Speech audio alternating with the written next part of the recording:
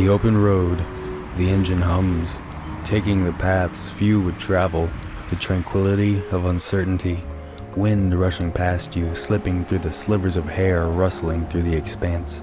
How You Like Me Now by The Heavy playing on the radio. I have a need for speed. I drive at my own pace. After all, Sigma males like myself live by our own rules, and also other people's rules, 'cause I'm a cop. But I'm no hero. I have a need for speed. Not going fast, I'm literally addicted to crystal. Sometimes I arrest dealers just to take their stash when I need a quick fix. I make my son pee into a plastic bottle with hand warmers tied to the sides when we get drug tested so I don't get fired and lose my authority. This city is full of scum, the worst that humanity has to offer. Murderers, predators, Fortnite players. This city is pregnant with God's abandoned children like an unwashed bitch giving birth on the sidewalk, and I'm one of her lost puppies. The streets are flooded with human waste, figuratively and literally. That's what I get for living in San Francisco. But someone has to keep the order, sanitizing this den of its sin bars, even if it means being a necessary evil. It's gonna take a daredevil to save the saint, Saint Francis, San Francisco. There's a lot of trash out there in this bay of pigs, and it's time to make some bacon. Hey, what's up? How's it going? What that smell like? What's good? And why? What do everybody? Top of the morning, you ladies. What up, bitch? I have nothing to say. You already know what it is. What the hell is that? You know what it is, bitch. So let's get right into the news. Oh, one thing actually before we start. This is not a review, so don't expect any sort of objectivity from these videos. This is for hecking big chungus wholesome entertainment and an overview of the game. I'll rarely tell you how I feel about a game as a whole, cause I don't know about gaming as a whole. I want to praise the positives and have a laugh. There's 10,000 channels who do reviews better than I can, so I'll let them handle the breakdowns and recommendations. I'm just gonna hang out over here, chillin' like a villain, grillin' in New Zealand, know what I'm saying? Thank you for your understanding and patience. Now that we've got that out of the way, here's your lunch and a nice little note, honey. Have a good day at school. Alright, the kids are gone, let's f*** this chicken. Keep f***ing that chicken. Okay, I'll do that. All right. The year is 2011. Jack and Jill are party rocking in a cabin in the woods while an alien named Paul is showing Gabrielle Gifford his pumped up kicks. Osama bin Laden gets Happy Meal Team 6 and A Day to Remember is touring for What Separates Me From You. Also, the games industry is popping the fuck off. I'll give you a little insight into what 2011 was like in terms of gaming. That year alone, we saw the release of Battlefield 3, Dead Space 2, Dragon Age 2, Arkham f***ing City, Saints Row 3, Gears of War 3, Portal 2, LA Noire, Uncharted 3, Infamous 2, Duke Nukem Forever, They Can't All Be Winners, The Goated Brothers, Minecraft and Terraria, got Dark Souls and Skyrim. And quite possibly one of the greatest pieces of interactive art ever conceived by human minds, Temple Run. It was truly a near flawless year for games, and from that stellar lineup we received the 5th, and unfortunately final, installment of the popular Driver series. Welcome to Driver San Francisco, released the 30th of August 2011 by Driver franchise developer Ubisoft Reflections, formerly Reflections before publisher Ubisoft bought the studio and Driver franchise from Atari. The Driver series, starting with Driver in 1999 for the PlayStation, tells the story of Detective John Tanner and his nemesis, Charles Jericho, a career criminal who ain't never ran from nothing but the police. After the events of Driv 3-year, Tanner and Jericho find themselves in San Francisco, where Tanner and his partner Jones have arrested Jericho and await his trial on the day the story begins. San Francisco places you in the driver's seat of Tanner's beautiful 1970 Dodge Challenger RT. You must literally me through San Fran in order to put Jericho back into custody before he can implement his nefarious plans. But not all is as it seems, and Reflections' approach to the often trite driving game genre brings us through a world and a story we haven't seen attempted often in the familiar genre. So put on your seatbelts, grab a pair of aviators and a cool leather Alpine Stars Fusion jacket, and Would you kindly share some of your time. I'd like to talk about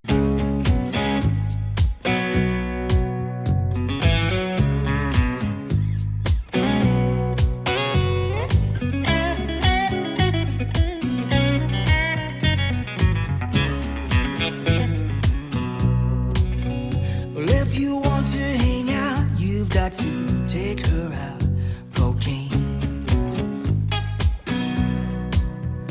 If you wanna get down, down on the ground. Cocaine. She don't lie, she don't lie, she don't lie. Cocaine.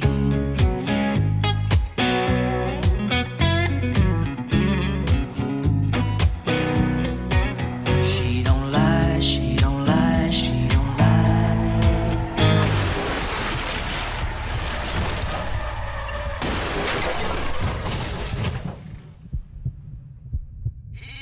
Season VF! Where's that defib, Ray? Come on, John. Come back to us, buddy. Charging to 250. John, don't you do this to me. Clear!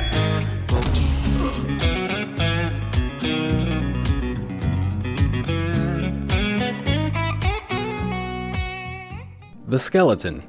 Driver San Francisco is categorized as a driving action-adventure strategic French-Canadian story-driven out-of-body ketamine overdose racing and demolition simulation known to cause cancer in the state of California without express written consent of Major League Baseball game. Driver is, well, a driving game. You do a whole lot of driving. You have the driving game staples: steering, brakes in reverse, handbrake, and of course the gas pedal, gas pedal, gas pedal, gas pedal. You also have an ability bar that allows you to speed up, replacing the usual nitrous mechanic in games and performing a ramming maneuver on other vehicles if you ever need them to. You attain the game's currency, willpower, by engaging in various acts of daredevilry, finding collectibles, and completing missions. Drifting, overtaking other cars, jumps, near misses, stunts, races, and police chases all contribute to your willpower score that you can use to buy other vehicles, upgrades, and skills. Even a thrill cam. The driving has been described as floaty, and the physics not very impactful. Supposedly, this is because the team at Reflections based the driving in the Driver series around the look and feel of car chase scenes in movies.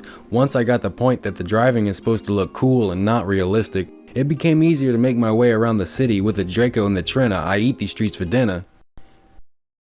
In a driving game, you would hope that there would be different kinds of cars, and, well... Bitch, you guessed it! You was right.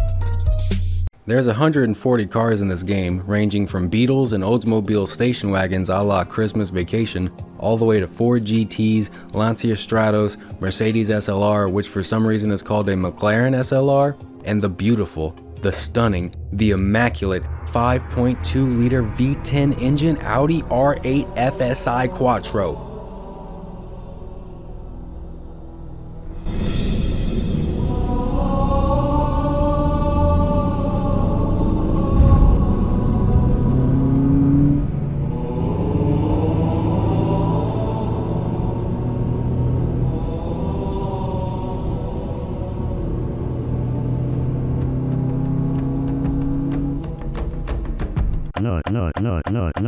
The best part of the car purchasing system is that you can just fuck around in the game until you have enough money to buy whatever car you want. But unfortunately, you have to progress the story to gain access to all the vehicles, upgrades, and certain parts of the city that are blocked off at the beginning. It's a clever way to keep you playing, but just give me the R8, you give it to me now! There's one last mechanic I forgot to mention. Well, I didn't forget since I'm telling you now. Shut up. In Driver San Francisco, you can shift into turbo.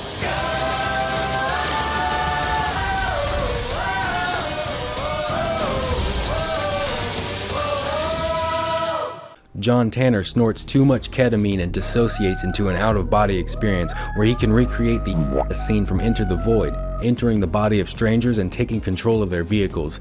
This mechanic is so cool, and pretty much 69% of the reason I made this video. It's a really interesting take on the ability to get into other vehicles trope that other games have and puts a fresh spin on it while also not being totally out of left field in the context of the game itself. I'll get to that in a minute.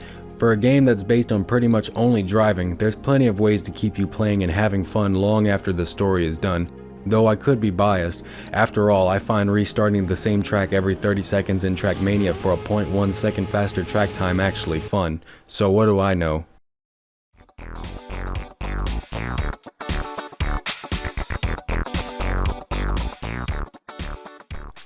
Estilo y sonido.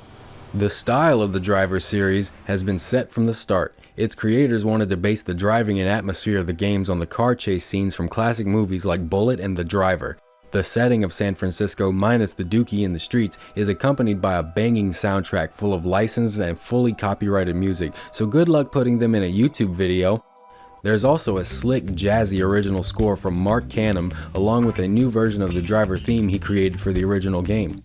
On the 30th of August 2011, the soundtrack was confirmed with 76 songs with genres like funk, hip-hop, electronic, alternative rock, and hard rock, from artists such as Aretha Franklin, Dr. John, DJ Shadow, The Black Keys, The Cure, Beastie Boys, Queens of the Stone Age, and The Heavy, who you might know as the band that made the opening song for Borderlands 2.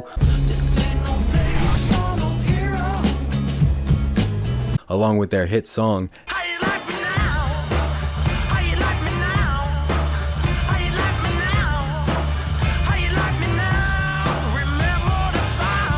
Now I know this is a game from 2011 and Ubisoft was just doing their best to make the models and setting of the game look as realistic as possible, so it's sort of hard to go over the art style.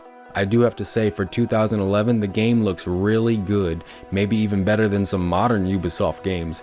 I know I ragged on San Fran before. I thought shitting on Frisco would show how I know about the city's culture. But it really is a beautiful city, and setting a game there will always provide a pleasing backdrop for whatever story you're trying to tell. Plus, a driving game in one of the most notoriously hilly cities in America is definitely a recipe for major fun. Maximum fun even. Just the most fun you can possibly get. Overdose of fun. Get me the fun Narcan, I'm going to San Francisco. Alright, I'll give you the backstory of the Driver series as it pertains to San Francisco. You are John Tanner, a street racer turned detective who has committed so much more crime than the people he's arrested. Damn, that's some scathing realism.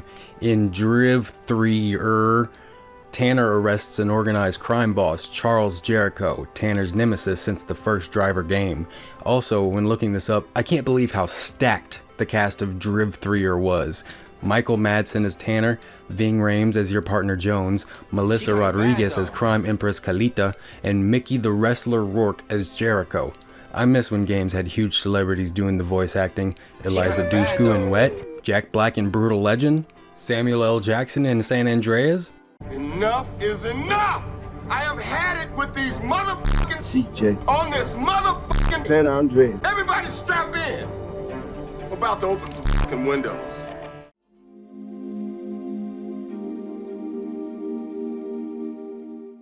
The story of San Francisco is told within 7 chapters and begins with Anne Marie Green reporting on the crimes and subsequent trial of mob boss Charles Jericho, who's being sentenced today. Tanner and Jones sit in Tanner's crispy 1970 Dodge Challenger recounting the trouble Jericho caused them. Tanner has been obsessing over this case, having lost so much to this fiend that he has to see it all the way through. We see Jericho in jail making a deal with this Sam Elliott on estrogen looking old ass dude. Who are you, bruh? L plus ratio plus you're white plus I don't know you, little bro. Get the fuck out of my face. On the way to the transfer truck, we see a little police brutality from one of the guards. And hold up, wait a minute. It's performative to get a capsule in Jericho's mouth. Everyone, take your cyanide tablets! But we told you we don't know any Frieza! While Tanner waits for the escort to pass by the bridge, this Colby Smulders looking bitch pulls out a role-playing game. She gets a double kill on the police car in front of Jericho's truck, while Jericho does a little trolling and melts the cuff with acid inside the capsule. Tanner sees this play out and speeds off to chase a now Jericho commandeered truck. Jericho adds a few more life sentences and drives off, managing to shake 12 in a small alley, and Tanner slowly drives along, searching desperately for the truck. Where'd he go? Truckico gets the drop on 5-0 and rams them from behind with his BBT, Big Black Truck. This pushes Tanner and Jones into traffic, causing a massive pileup, and in the chaos, a familiar face arrives on the scene. Truck-kun is here. Driver San Francisco is an isekai. You heard it here first.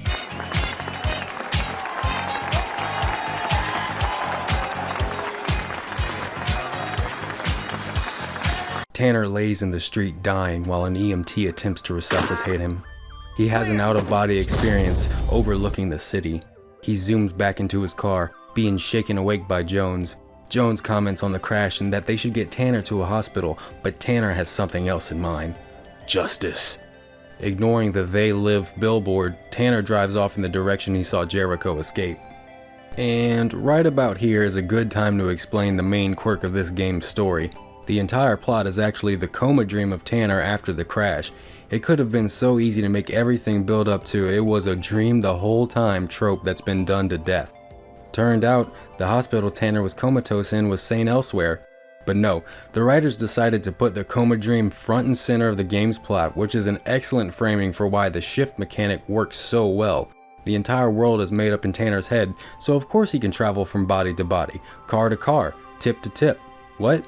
I know I sound like one of those ludonarrative dissonance chuckle, but it's pretty cool that you have an in-game explanation for why you can do this unnatural thing in a seemingly realistic setting. So from here on out, just remember, It was all a dream. Tanner gives chase to where he saw Jericho headed last. You find the truck Jericho stole, abandoned and exploded. While you and Jones wonder where he escaped to, we get our first taste of the mechanic.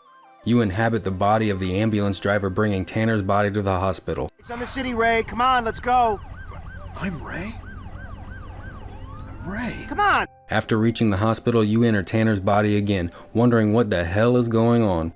You pull up to a chop shop owned by Jericho's associates and see another billboard telling you to do it again.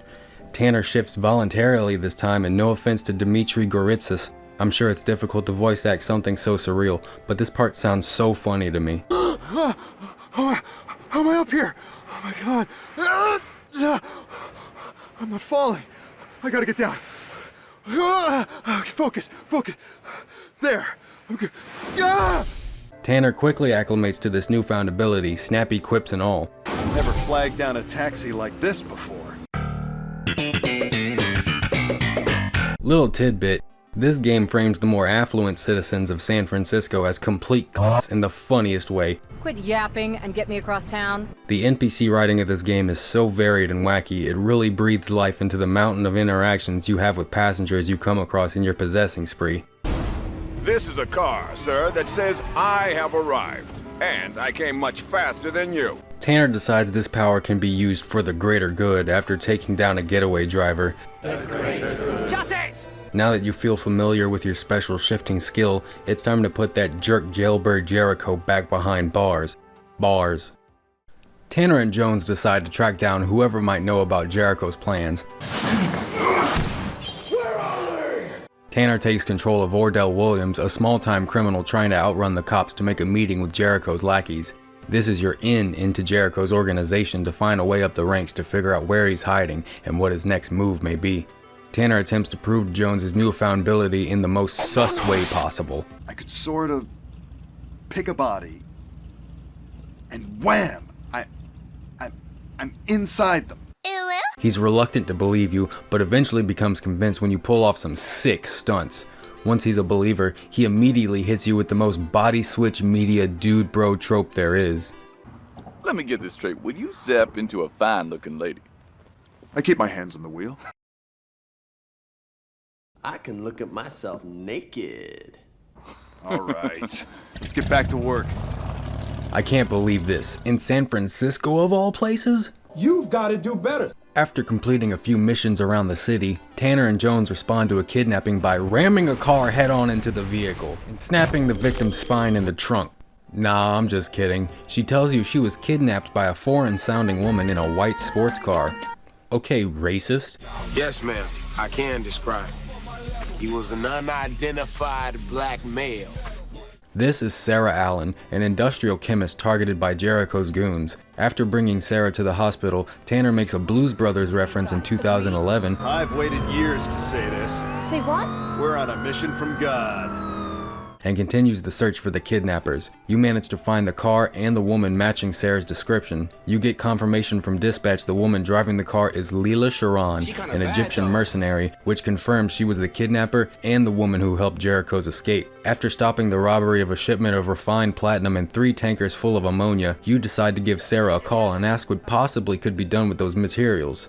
She suggests that you can produce hydrogen cyanide with a platinum catalyst ran over with ammonia, which is actually possible, so good for them for sharing some real chemistry. Tanner doesn't like the sound of this. I don't like the sound of that. Seems like Jericho is trying to make a whole lot of cyanide gas, but for what purpose? Nothing good, that's for sure. We need to find Jericho before he goes all Zyklon B on the city. Jericho pulls a casino on one of his thugs and leaves you with Ordell Williams as the last lifeline before the trail goes cold. While searching, you get into a car chase with Jericho, who you just found randomly driving around the city. How convenient. Sorry for the convenience. But when you catch him, Jericho disappears. Like tears in rain. Leaving a confused civilian wondering why he still lives in a major city with cops like these. Get out of the cities. This can only mean one thing. You're not the only one who can... Sorry, that's the last time I'll do it. And Jericho could be anywhere and anyone. A nice detail of the map zoom function is the further you zoom out, the more you can hear the hospital room and heart rate monitor Tanner is attached to, symbolizing that he's starting to snap out of it. Once you play a few rounds of Counter-Strike, counter-terrorists win. You find Ordell, who just so happens to be in a car with Leela, who, by the way, has literally no signs of a foreign accent. We'll see. Can you use a GPS? If I have to. Prove yourself. Complete this route and don't hang around. You're up against the clock. Ordell, call me sweetheart again and I'll string you up by the balls. Mommy? Sorry. Mommy? Sorry. Mommy? Sorry. I have no idea where that tidbit came from in Sarah's description. Maybe she really is racist. You prove Ordell's skill to Leela, getting you closer to Jericho. It's now a game of 4D checkers played by a cat and mouse chasing a wild goose, if you catch my drift. The stress of the investigation is starting to bubble up, and you get into an argument with Jones. If it was just that what? If it was just that simple. Oh yeah, I'd love to hear yeah, this. if it was just that simple. You're blowing hot air, John. You're blowing hot air like a big like that. Jones? In this time freeze dream state, you see the ambulance from the beginning of the game and give chase. I know I don't do much of the review or subjective opinion thing, but I always found it interesting how media has dealt with the combination of everyman, stoic hero, streetwise, tough guy, driver dude, dealing with surreal or abstract situations like the paranormal hullabaloo or mental health situations. John seems to hold up just fine when hunting down leads to take Jericho down, but when actually addressing the powers and unnatural scenarios he finds himself in, it seems like it's slowly building up to a predicament he can't fully understand, or a reality he isn't ready to accept. What if I am losing it, Jones? What if this is all in my head? Art is a lie, nothing is real. I don't know, just thought it was odd. Now back to the album. Once you escape the dream sequence, Tanner and Jones decide it's time to get Ordell up the ranks of Jericho's organization. You find him driving a sweet-ass Audi R8, delivering a passenger, and you get the call from Leela. A big job's coming up, be ready. As Ordell, you drive Leela to her next assassination target, the driver of a 1970 yellow Dodge Challenger. Yellow Dodge, up ahead. Stay close, but don't be obvious. That's my car. What? It was at this moment that he knew. He fucked up. This is quite the conundrum. You control Tanner's car, but from the perspective of Ordell driving the Hummer behind him. It's sort of like when you're being chased by the monster and no one lives under the lighthouse. Leela throws you a curveball after getting a call from Jericho by calling you Detective. The jig is up. The Jericho shifts into your body while you're in the body of Ordell. Tanner shifts into Jones's body, allowing for Jericho and Tanner to have a little chat in Tanner's car. Once you get your body back, we get a small glimpse into the implications of consent when it comes to Tanner's ability. What the hell just happened? Sorry, partner. Had to borrow you for a while. What? Oh, I feel violated. Trust me. You should. I beg your pardon? The real world is starting to seep in as Tanner hears Jones' pleas for him to wake up as a radio broadcast announces the evacuation for Jericho's terrorist attack. Track down Leela's Hummer while Jericho's goons are chasing you. No, not those kinds of goons, you sicko. You manage to stop Leela the only way you know how, by possessing and sacrificing the innocent. As she's getting arrested, Jones really wants you to know that he finds Leela hot. He just really needs you to be privy to that information. Tailing these guys down in the precinct, play some good cop, nasty cop.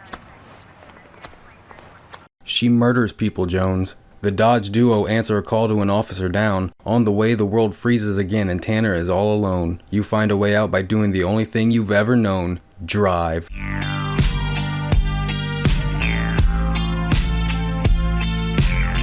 A gang of Jericho trucks chases you while you attempt to find a safe stopping point. You manage to find reprieve in a small alley, slowly driving down. You relive the crash, and on impact, you...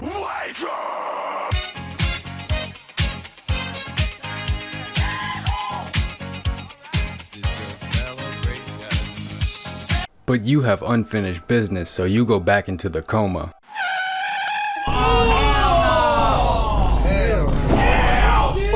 Skill issue. What the fuck? I'm sorry, but what the god f***? Who goes back into a coma voluntarily? Tanner, what are you doing, buddy? Jericho is out there in the real world. What's going on in that fractured skull of yours? Tanner realizes this whole time his comatose reality has been influenced by the news reports on the hospital television. Who's being influenced by the mainstream media now, Mom? I f***ing despise local media, dude. And here's the silliest thing about this situation. When Tanner goes back into his coma, he says, just a little longer. Just a little longer.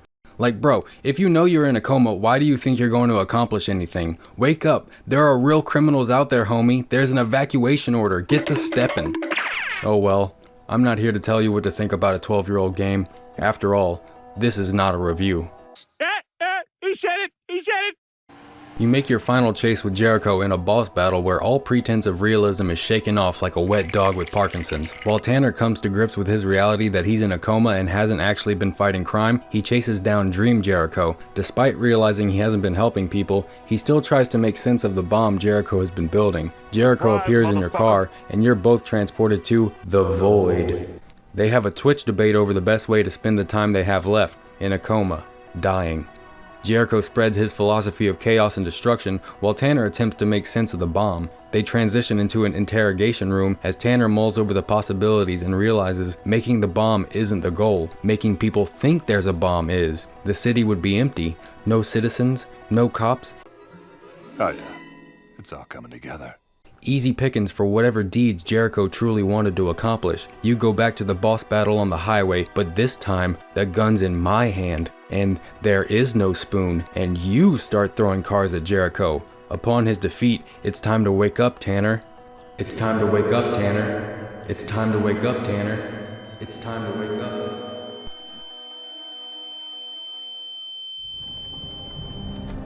Hey, you. You're finally awake. Gotcha, bitch! You've been totted once more. You fell for it again.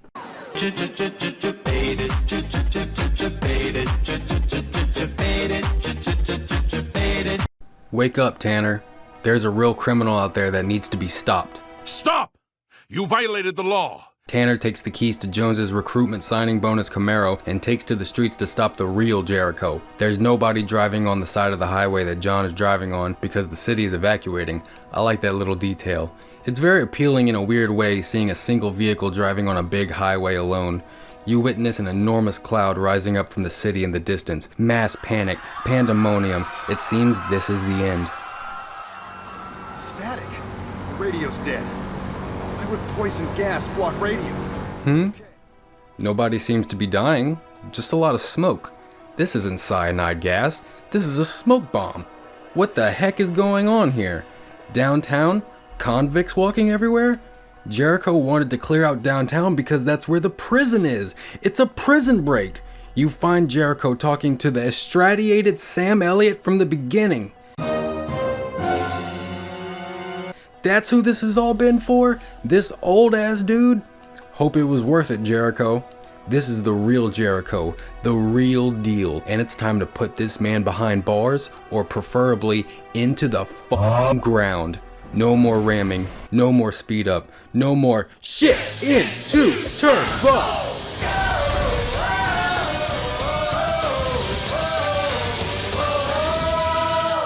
I know I said I wouldn't do it anymore. I lied.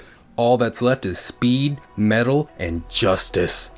You chase Jericho to a dire situation on the docks, into a warehouse, where he's ready to finish this once and for all. He challenges you to a game of chicken and you both haul ass full force towards each other. At the last second, Jones T-bones Jericho's truck, and I assume he gets put in his own special coma for the DLC. Lo, this is where our story ends. Did I just say lo? The fuck?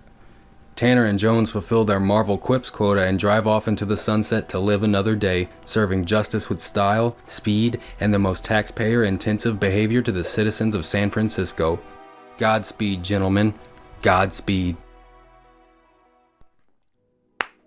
So, what have we learned?